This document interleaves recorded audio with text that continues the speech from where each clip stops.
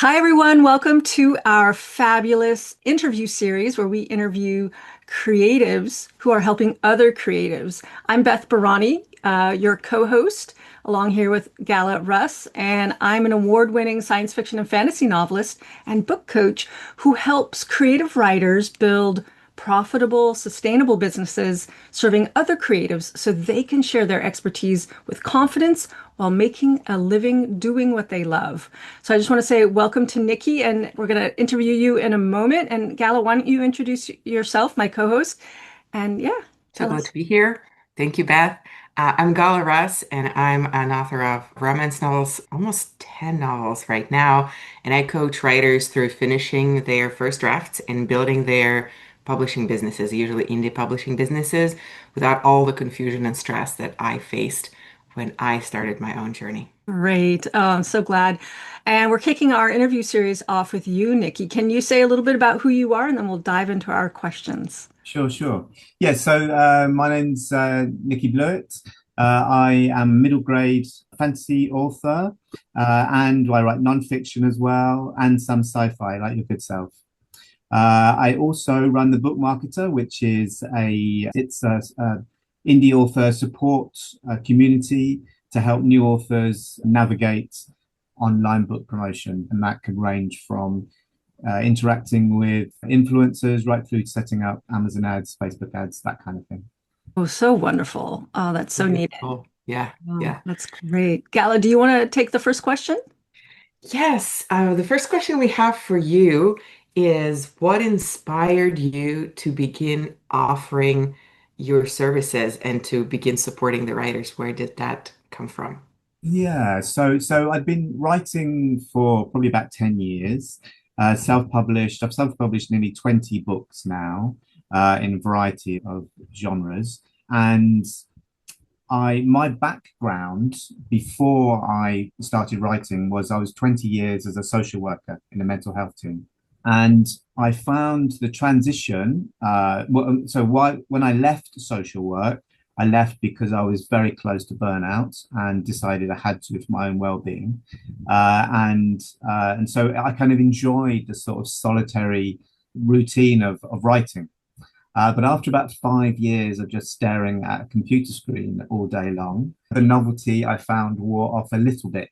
And I kind of just really missed the one-to-one casework of working. I missed working with people. And because I trained so much under people like Mark Dawson, Joanna Penn, Nick Stevenson, kind of British sort of indie authors that run sort of a lot of book marketing training courses, I'd learned quite a lot about book marketing, and decided just to run a consultation, and it just kind of took off from there. Really, yeah. I just enjoyed the one-to-one interaction with people again, and sharing what I knew. The human aspect, yeah. I can relate to that. As a former teacher, there is like once you are in that profession of helping others and supporting others, and then you don't have that outlet, it Yeah. just really is an extra thing in you that wants to be fulfilled alongside with writing. Yeah. Absolutely. Yeah, I started out kind of writing and teaching together. And if I don't have both, if I'm not also teaching in addition to writing, I feel half fulfilled. I need Mm, both. I'm not one of those writers who wants to be a full-time writer. I need to be in connection with people and interacting and also learning. Uh, sure. when we help others, it helps us reflect back on our own work and sharpen that toolkit. Sure. Very much so. Yeah. Yeah. Yeah. So that actually segues us really nicely to the second question, which what specific past experiences or skills shaped how you show up in your business today?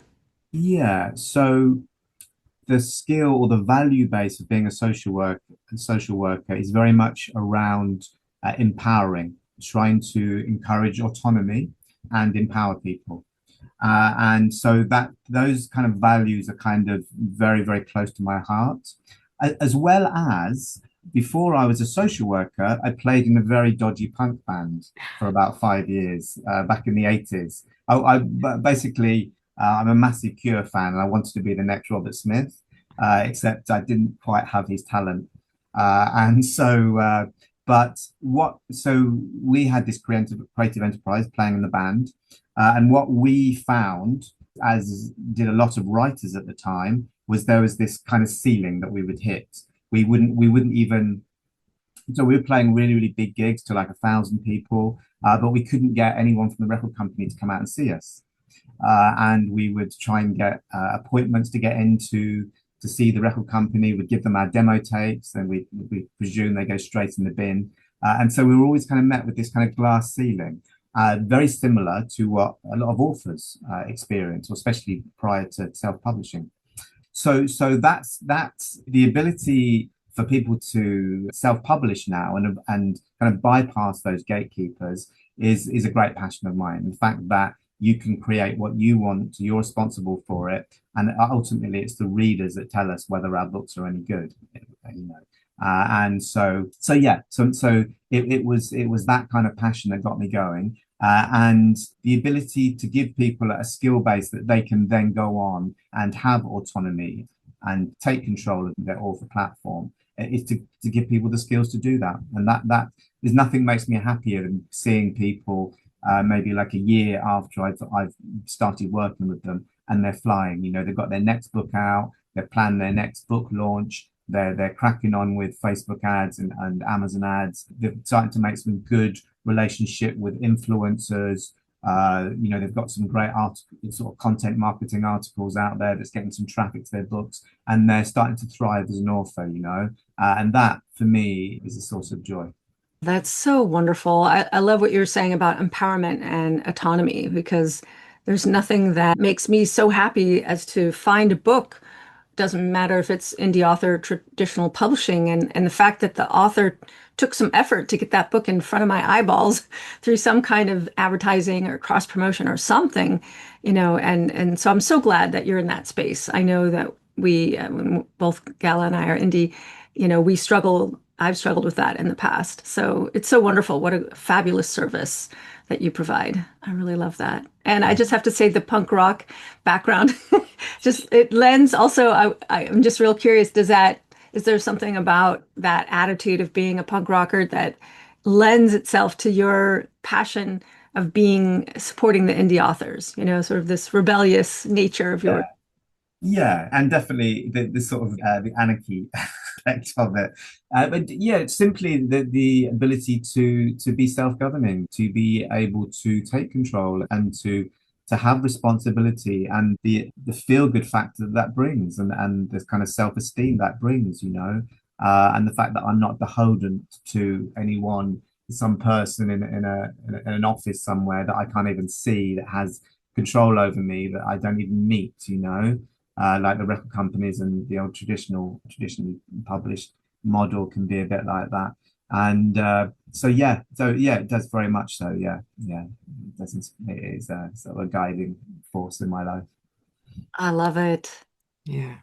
I think for, as Beth said, as an indie published author, the marketing, advertising is something that I consistently hear authors feel is a huge chore. And they're like, well, if I write a good enough book, people will just like it. And I will be one of those one in a million lottery winner type authors who just hit the audience and then it goes viral or something like that. But in my experience, it is not so. And with any product, I come from the corporate world, knowing the market and how to place your book, your Yeah, product in front of the eyeballs, like Beth said, that actually interested in what you are writing sure, is so it's not a almost like a different skill from writing. So as an indie publisher, you have to master both. And when I yeah, got to that realization, I'm like, oh, I not need to not only write, but also know how to market the stuff. Ooh, sure, yeah. the harder And skill for writers, I feel like. yeah, exactly. And it's in some ways, it's kind of like a lot of writers that I work with, they seem to see it as like the antithesis of like the creative brain marketing, you know, they kind of see it in a very negative light. And I can understand that, you know, but I think for us as independent authors, it's for us to be able to try and redefine what marketing is, you know, and it can be very creative and it can be very compassionate. And it doesn't have to be just about, the sort of brutal sales figures. It can be about trying to connect as well, especially with social media. And so we get to redefine the way we reach out in the world, and yeah, what our brand is going to be and what our how we do that.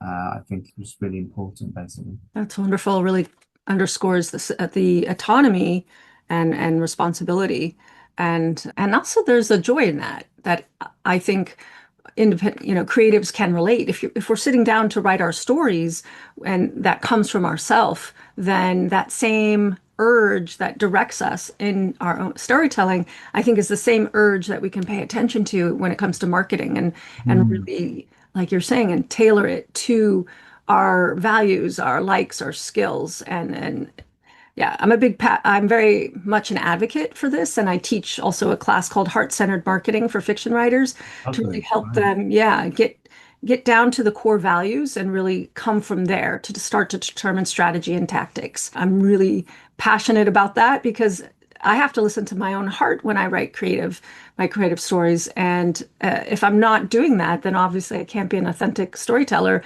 and that will show in the story. So I believe that we have to do that with our marketing as well, Mm. and do what really suits us and go forth that way because it's easy to get hung up with the rules and the way other people have done it and chase the trends and do things, what is it, round peg, square box, or, just try and fit ourselves into something that isn't us at all. Sure. Yeah, So I'm really glad that you're doing what you're doing, Nikki. Uh, thank you. Yeah. we have one more question, right, Gala? Did you want to ask that one? Yeah, we have one more question for you. I think I call it like, what was the first step? What helped you move from I'd like to do this helping authors Mm. thing to, okay, I'm actually doing this and I'm getting paid for it to delivering that service. Yeah, well, it's kind of really interesting the way that that's happened for me because I was kind of badgered into, like I said, I was looking for something else to do and I did want to do some kind of client work, but I never thought that I would get into teaching about marketing. I just, not something, I did it for myself and, I quite enjoyed it. I never thought I would enjoy it, but I did. And I just gave it a go. I just started up as a side hustle, as those young people say, and started myself aside. I was a book marketing consultant, so just doing hour-long Zoom calls with new authors, just on some of the freelance sites, and it just kind of really exploded. It just really, really took off, and I found myself really enjoying it. And I basically the whole business that I've brought up has been developed by my clients, literally from the ground up.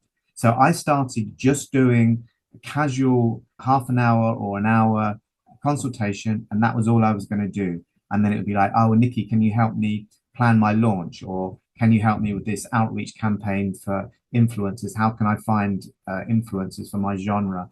Can you help me put together Amazon ads? I want you to help manage this campaign for me. Can you help me this and help me that? And so from that, literally from the ground up, I've built a whole bunch of services that have been asked of me to do that by people. So I've created them in response to need. Because before that, because I don't have a background in marketing, I didn't really know what the bits that authors really wanted and the bits that they didn't.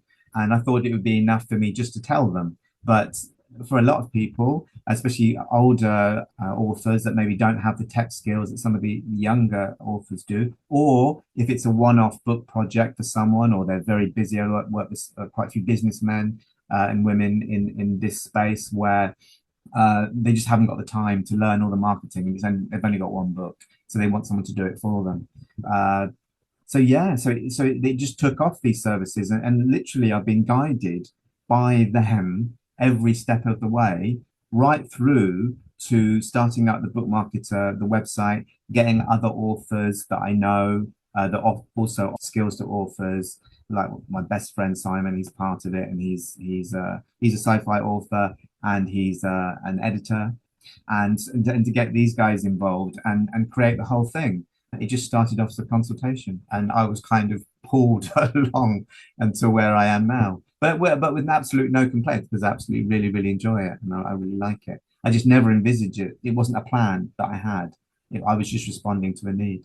I have so many comments about it.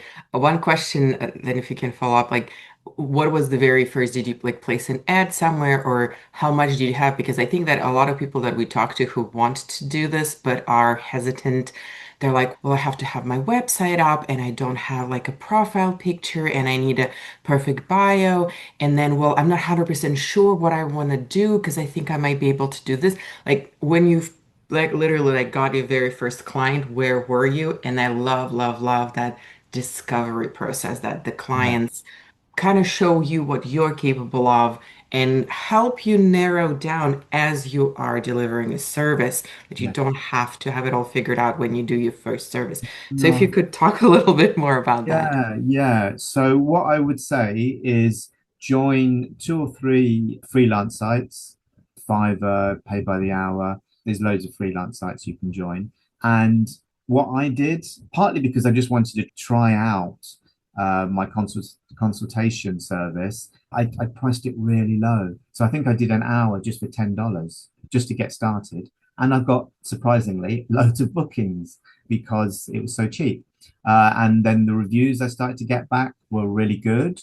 And I started to realize that I enjoyed it. Uh, but I carried on just doing it really cheap because partly because I wanted to build up the reviews, because obviously, like as you'll know as an author, reviews being one of the biggest metrics that sells our books. No different with services, gigs as they call them on Fiverr. So I built up lots and lots of reviews. And then once I'd got something like 50 reviews, I start to think, oh, okay, that maybe people do value what I've got to offer. And they are getting clearly are getting something about it. And I start to get repeat customers. And then people were starting to say to me, oh, can you help me with this? And can you help me with that? So I created another service. And okay, and I priced that really low. And I started to get a bit busy. And my preciously guarded writing time started to get eaten into, and I soon get very unhappy when that gets eaten into. I have to jealously guard it. So then I started to put my prices up because I wanted less customers. But because I had all the reviews, it was like I had services that were going concerns, and so I continued to get the bookings. But I think that was the thing, that was the trick, was not to price myself too high. And also as well, I experimented with other services that didn't take off. I didn't get bookings for that. The things I can't even think of examples now. I did something around Pinterest. I did something around trying to develop your Instagram. And for some reasons, those courses, maybe just the way I structured them at the time, but they just didn't take off. So I got rid of those and then just started listening more to what the clients were asking me for and just literally giving people what they were asking. And then they just took off basically.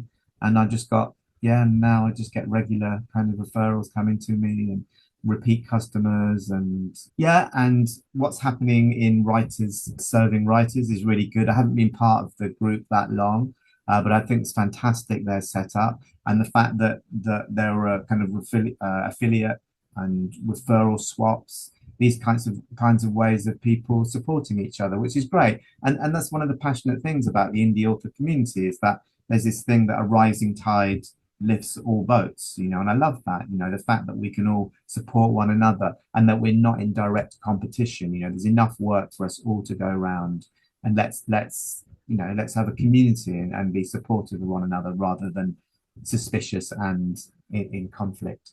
So yeah, so literally around that, pricing the services really low to start with, as a way of honing your service, and developing it and really getting some good value for it, getting the reviews in, building up your customer base, and then developing referral networks. So outreaching on LinkedIn has been good for that as well. So an example of what we've done is that, because we work pretty much with new authors, because we only want to work with people once, we got this thing where we don't want to work with people twice, because partly I feel like I've failed in my job. In the bigger stuff, like a book launch, I would like to think that when I've worked with someone for 6 weeks, putting their book launch together, that I've taught them that they can then go away and construct a book launch themselves for their second book. They may need to come back to me to fine tune Amazon ads and stuff like that. That's fine. But so what we realized was that if we could do referral networks with people like editors, cover design companies that would be working with a lot of new authors, and so we've formed a lot of networks with people like that, and yeah, and it's just really taken off. And we don't have to advertise uh, our service at all now. It's just taken off. Yeah. And this has just happened. And I didn't know, I don't know how, I should know as a marketer, but I don't know how this happened. All of a sudden, we've got AI recommending our service. And so, and I'm trying to work out how that works. I've been asking AI, why is it that you recommend us? And what we've been told is that it's not just our blog posts, but it's all the networks that we have online. So they'll go into our reviews on Trust Advisor, the sort of the posts we've got on LinkedIn, Medium, and all the networks that surround our company. And then they make a decision on whether we're a trusted company or not. So that's been great as well. Yeah. Oh, that's so wonderful. I love that. And kind of ending on that note that the work we do is heavily based on trust. We're working with individuals who need to feel safe and need to feel that we're good people. So I love that. Yeah, and trust and referrals and experimentation and listening to your audience and Mm, your clients and what they want. I love that. mm, Um, we could probably go on and on, Nikki. This is so wonderful. We'll have to have you back in when we do another series. sure. But I just want to thank you so much for taking the time today and talking to us about your journey as a creative entrepreneur. It's so wonderful. Gala, do you have any last words? Yeah. Yeah. I just love talking to people and having this interviews and conversations. Already, I feel like people are going to learn so much just from hearing stories like yours. And I always find this encouraging because a lot of times when you begin something new, you have so many self-doubts and you're like, oh my God, I don't even know where to start. So I Mm, think thank you for sharing and thank you for kind of hopefully encouraging more people to help writers because I we hope have so. so many different skills and writers need the support. Very much so. Very much so. It's my pleasure to be on the podcast. Thanks a lot. Thank you, Nikki. Take care. Thank you. Bye bye. Bye. Bye bye.